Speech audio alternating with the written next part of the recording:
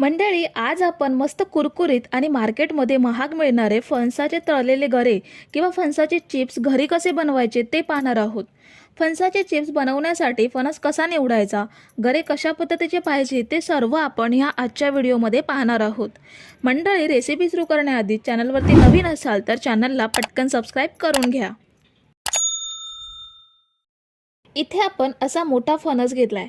Chips बनवण्यासाठी फणस कसा निवडायचा, तर फणस जून झालेला असला पाहिजे, पण तो पिकलेला नसावा.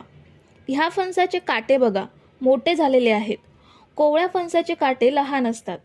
आपल्याला कोवळा फणस घ्यायचा नाहीये, चांगला जून झालेला असला पाहिजे. आता फणस कापायच्या आधी हाताला आणि सुरीला खोबरेल तेल लावून घेऊयात, म्हणजे फणसाचा डिंक हाताला चिकटत राहणार नाही. तेल लावून झाल्यावर फणस 2 भागात कापून घेऊयात.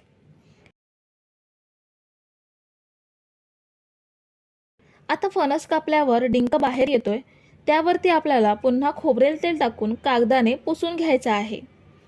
तेलामुळे डिंक लवकर बाजूला होतो. डिंक पुसून झाल्यावर फणसाचे तुकडे करून घेऊयात, म्हणजे गरे वेगळे करायला सोपं जाईल. ही बघा, मी अशी काप करून घेते, म्हणजे गरे काढायला सोपं जाईल. आता सर्वात आधी आपल्याला हा मधला पावाचा भाग वेगळा काढायचा आहे.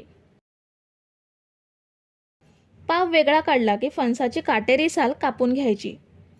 पाव आणि फणसाची साल काढून घेतली की गरे फटाफट वेगळे होतात. हे बघा, आपल्याला गरे ह्या पद्धतीने साफ करून घ्यायचे आहेत. अठळ्यांच्या साली काढून टाकायच्या आणि गऱ्याभोवती पाती असतात त्या सुद्धा घ्यायच्या नाहीयेत. निव्वळ गरे आपल्याला काढून घ्यायचे आहेत.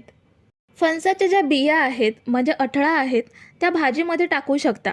म्हणजे ज्या भाजीमध्ये तुम्ही बटाटा वापरता त्या भाजीमध्ये बटाटाऐवजी अठळा वापरू शकता, किंवा ह्या अठळा भाजायच्या किंवा पाण्यात मीठ टाकून उकडून खायच्या, खूप छान लागतात. आता सगळा फणस साफ करून गरे काढून घेऊयात. तर हे बघा, आपण सगळे गरे वेगळे काढून घेतलेत. आणि चिप्स बनवण्यासाठी कापा फणस घ्यायचा. त्याचे गरे जाड असतात.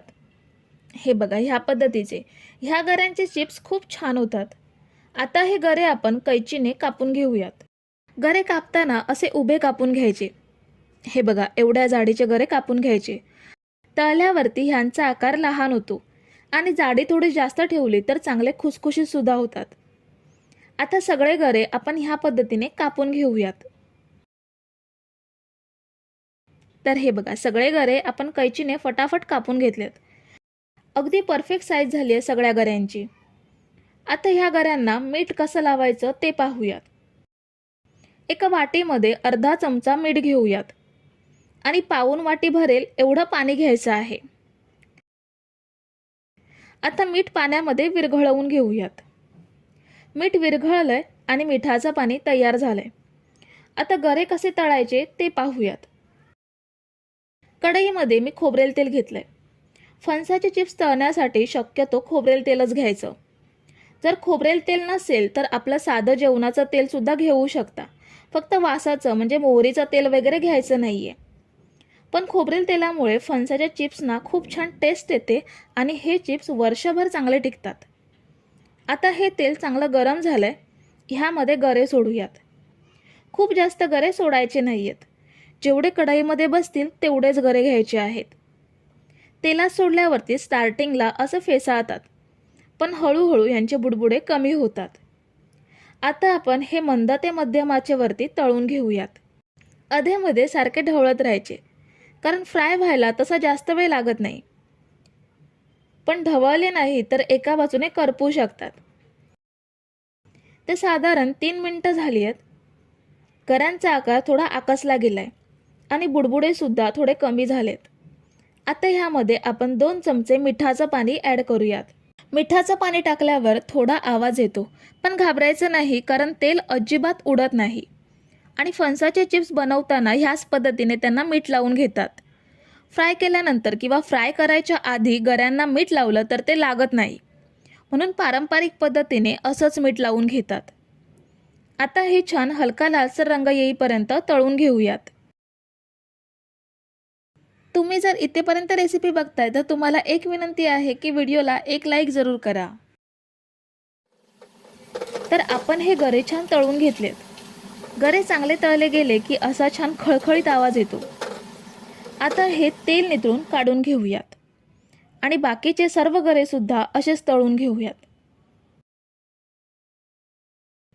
तर हे बघा, आपण हे मस्त कुरकुरीत गरे फ्राय करून घेतलेत. हे फणसाचे तळलेले गरे किंवा फणसाचे चिप्स प्लास्टिकच्या पिशवीमध्ये पॅक करून हवाबंद डब्यामध्ये स्टोअर करून ठेवायचे. वर्षभर चांगले टिकतात. कोकणामध्ये वर्षभराच्या उपवासांसाठी आंबा पोळी आणि फणसाचे चिप्स बनवून ठेवले जातात. ह्या भागात तुम्हाला बटाटे वेफर्स कमी आणि घरोघरी फणसाचे तळलेले गरेच जास्त दिसतील. तर मंडळी, रेसिपी कशी वाटली हे कमेंट करून नक्की सांगा आणि व्हिडिओला न विसरता लाईक करा.